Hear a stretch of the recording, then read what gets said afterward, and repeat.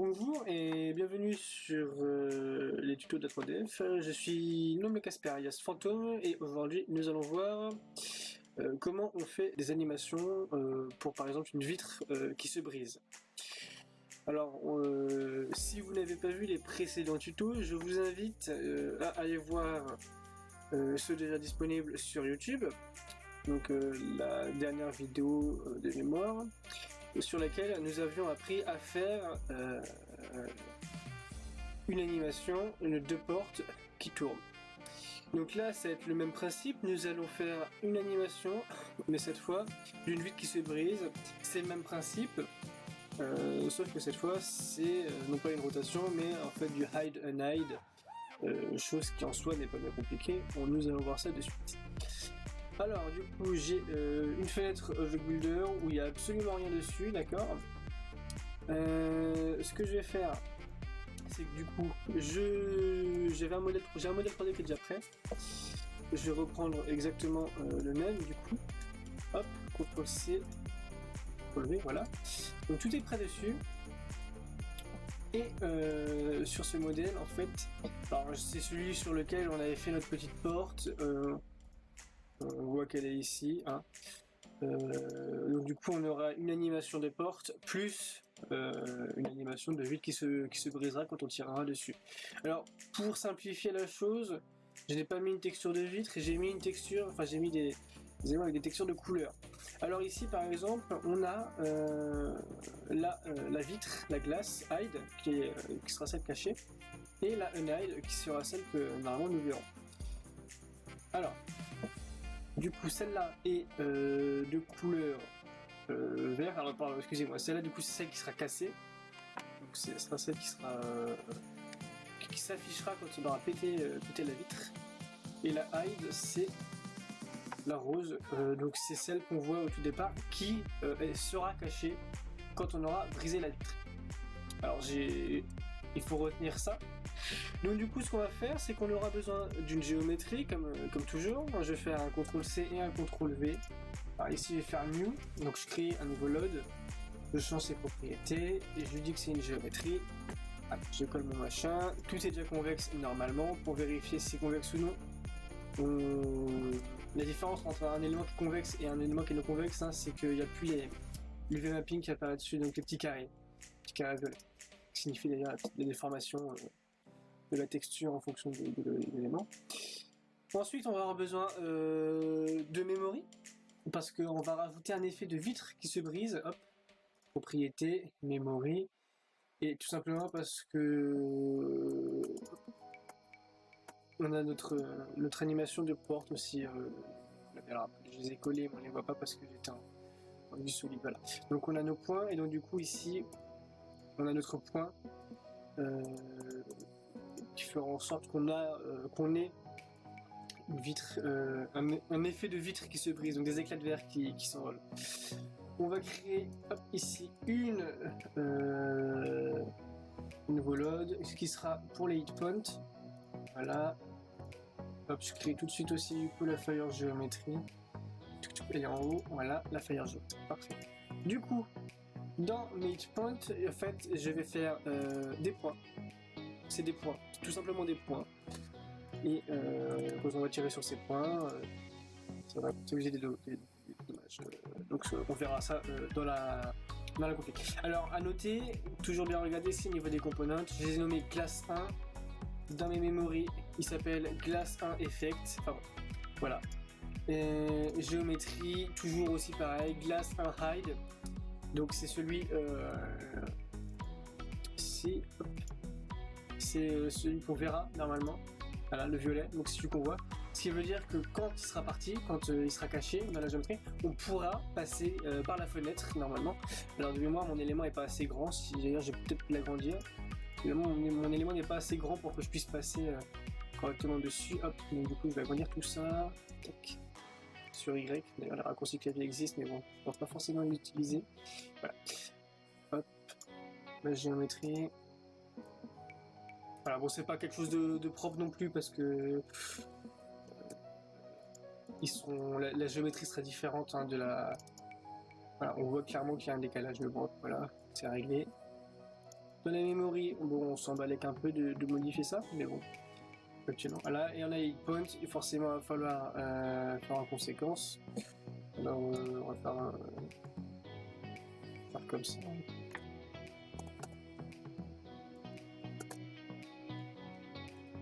Ça devrait passer normalement. Voilà. J'enregistre, parfait.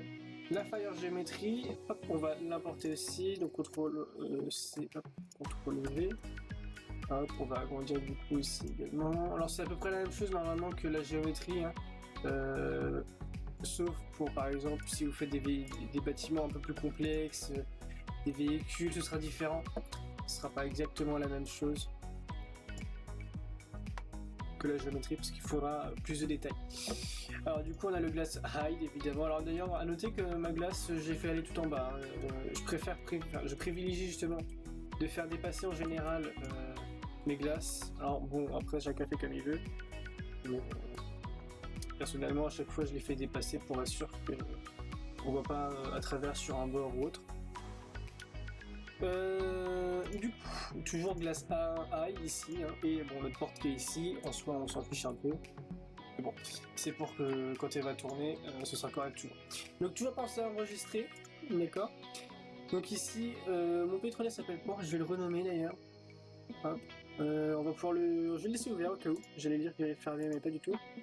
Alors, donc du coup je vais ouvrir mon config CPP, qui est déjà prêt, c'est celui que j'ai récupéré des samples, alors bon, j'ai quand même essayé de le comprendre, mais j'ai pas passé des heures non plus dessus. Du moment que ça marche en soi, voilà. Donc c'est vraiment du basique, hein. C'est le basique. On a une macro, hop, config macro glace. Alors celui-là, bon, je me suis penché dessus, j'ai pas passé 30 ans non plus dessus. J'ai pas tout suivi, j'ai pas tout regardé. Mais en pierre,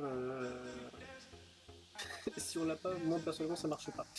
C'est pas pro du tout, hein, ce que je fais. De toute façon c'est plus. Bon, non, pas du tout. Pas du tout. Bon, tant pis. Ne pas faire ça. Voilà, du coup, ici j'ai mes sélections, donc le glaçin hide et le glaçin unhide. Hop, c'est celui-là. Voilà. Glaçin hide, donc c'est la sélection que j'ai ici un peu partout, par exemple dans mon lot 0 géométrie, dans mon fire géométrie. J'ai le glaçin unhide, donc celui où on n'aura pas du coup de géométrie, donc du coup j'en ai pas refait de géométrie. Donc c'est le unhide, donc c'est le vert, celui qui sera cassé. Et là j'ai la porte 1, donc celle que la porte qu'on avait dans le précédent tuto. Bon alors au niveau des classes, bon ici c'est voilà, je l'ai appelé porte skeleton, j'aurais pu l'appeler autrement. Enfin bref, c'est déjà vu. Alors, porte défaut skeleton de la section, donc ici on va mettre notre glace qui n'est pas cassée. Et la classe animation, glass hide, on a le type, donc c'est un hide, le type de l'animation c'est un hide, donc on va cacher la vitre.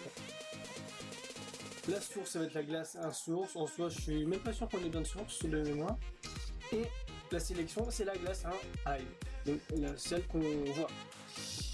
Ensuite on a la glace 1 unhide, donc on va il va reprendre la même chose ici que la glace 1 hide, puisque c'est toujours une animation hide unhide. La sélection ça va être glace 1 unhide, et on va avoir une value, donc hide value 0. On a après la classe de la porte, déjà vue dans le précédent tuto, si vous voulez aller voir. Il y a toujours moyen de mettre le petit lien en haut à droite. Voilà. Donc du coup, moi ce que je vais faire, c'est que je vais renommer quand même mon P3D. Hop, je vais l'appeler par exemple, comment qu'on l'appelle, tuto du bas hide glass. Voilà. Alors vous le voyez pas, mais voilà, c'est parce qu'il est juste ici en fait, c'est pour ça. Si on a deuxième écran, c'est pratique. Ah bref, voilà, donc tuto hide glass, CTRL C, et comme d'habitude, ici, là, voilà, CTRL V, je peux modifier mon skeleton, hein, c'est qui sont corrects, voilà. On va voir si la macro on s'en occupe pas. Une fois que le modèle CFG est fait, voilà, tranquille. On sait jamais, on va le garder à côté au cas où, voilà. Donc ici on a les classes, A3DF Object, donc vous mettez ici ce que vous voulez. Le nom que je veux ici, donc une unité qui va correspondre ici à la classe, déjà vu et déjà revu. Le chemin vers le modèle, moi c'est disque P A3DF tuto glace. Alors moi j'ai pas qu'à partir des tutos glace, je vais juste prendre ça. Voilà, CTRL C. Il est là. Voilà, CTRL V. Et ici je reprends juste le nom du P3D. CTRL S. Et voilà. Bon, toute cette partie là, on n'en a pas besoin. Donc ça j'avais testé juste avant. Cette partie là on n'en a pas besoin. Hein. C'est pour ça qu'elle est grisée. C'est en commentaire. Les dommages, donc ça c'est pour l'appellation de texture. Évidemment, dommage, texte, voilà. Donc il nous en appelle plusieurs, les couleurs, tout ça. Le mat, bon, on a différents qui viennent nous appeler des RVMAT, voilà. Ensuite on a les animation source, porte 1 source et glace 1 source. Donc glace 1 source, ici ça correspond à la source ici. D'ailleurs on voit que ici juste en dessous on n'a pas redéfini la source, tout simplement parce qu'elle était déjà définie ici, comme je vous l'ai dit. La classe 1 unhide reprend la classe 1 hide. Du coup on n'a qu'une seule source pour elle. Au niveau des user actions, on n'a pas besoin d'en mettre, puisqu'on a déjà on n'a pas besoin d'user action pour détruire la fenêtre, on va juste lui tirer dessus. C'est des dommages que nous allons lui faire. Bon, alors maintenant qu'on a fait toute notre config, on va pouvoir pack tout ça. Alors d'ailleurs pour information ici en commentaire, donc dame 2 tout ça, c'est dans les samples. J'ai repris ce qui était dans les samples, hein, le who's ici, et je l'ai réadapté à ma manière. Donc il y a tout ce qu'il nous faut. Voilà. Vous pourrez regarder si ça vous intéresse. Il y a tout ce qu'il nous faut dedans. C'est chouette, c'est cool. Et en plus, il y a ce qui nous servira sûrement pour un prochain tuto, je pense, avec des animations de porte et des poignées. Donc on poursuivra aussi sur le même 3D. Donc du coup, une fois que tout ça c'est fait, et ben on va pouvoir pack. Chose que je vais faire. Hop, add-on builder. On va aller chercher notre lien vers notre glace. Donc c'est tuto glace, voilà, ok. Et on va le mettre dans A3DF add-on, parfait. Voilà. On pack et si on a une erreur, on l'interprétera et on regardera. Alors visiblement il n'y a pas d'erreur, build successful. On va démarrer le jeu de suite et on va tester tout ça. Je vais désactiver ne serait-ce que mon mode qui est bugué. Voilà. Le jeu est en train de se lancer. On se retrouve dès qu'on est en jeu. Je vais faire ma petite promo. Je vais faire ma petite promo. Oh, je suis trop intelligent. YouTube. Faire ma petite promo. Voilà.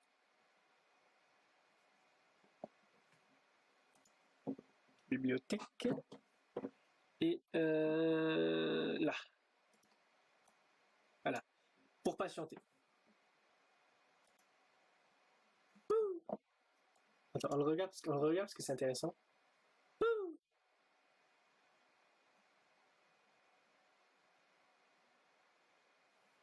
On va le regarder parce que c'est super intéressant.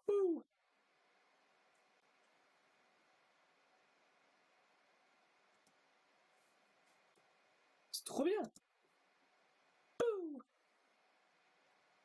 Ah, 1000 morceaux. Ah, j'adore. J'adore. C'est moi qui l'ai fait, c'est pour ça que je le montre. Voilà. Bon. Voilà, nous voilà de retour sur Arma 3. Alors, on va vite fait voir en éditeur, réalité virtuelle, ce que cela donne. Dans la théorie des théoriques, ça devrait être bon. Il devrait être à la hauteur qu'on avait dit. Tac, pas 3DF. Il est là, il est ici, il est à la bonne hauteur, qu'il doit jouer avec ce personnage. Voilà.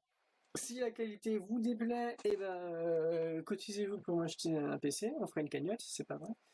Sauf si réellement vous insistez, à ce moment-là. Bon, la part fonctionne toujours, on le voit. Super, quand tu passes à moitié à travers. Youpi. Voilà. On a une autre fenêtre qui est ici. Donc c'est la hide, celle qui va se cacher quand on va tirer. Si vous vous souvenez bien, en haut à droite, on avait mis, ou c'est peut-être resté, je ne sais pas, que rose c'était la hide, donc la visible, et la unhide c'était la verte, celle qu'on voit qu'on voit maintenant. Il faut quelques balles pour la casser. Ou alors c'est juste que j'ai pas modifié correctement midpoint. Enfin voilà, donc on arrive au terme de ce tuto. Donc notre vitre est fait, on peut passer à travers maintenant, voilà. Il a fallu que je mette quand même pas mal de balles, mais voilà. Bon, on voit que... Donc si vous mettez une vitre, vous mettrez pour faire une vitre c'est pas compliqué, on met un truc avec de transparence et puis basta, et puis vous laissez les contours ici sur les côtés là. Et ce qui fait que du coup, il nous restera entre guillemets des résidus de verre et ça fera un rendu un peu plus réaliste. Sur ce, je vous laisse en vous souhaitant une bonne journée, bonne soirée. Tout dépend de l'heure à laquelle vous regardez cette vidéo et à la prochaine pour un tuto. Ah non, reviens par là. Là, merci. À la prochaine pour un nouveau tuto. C'est super heureux comme ça.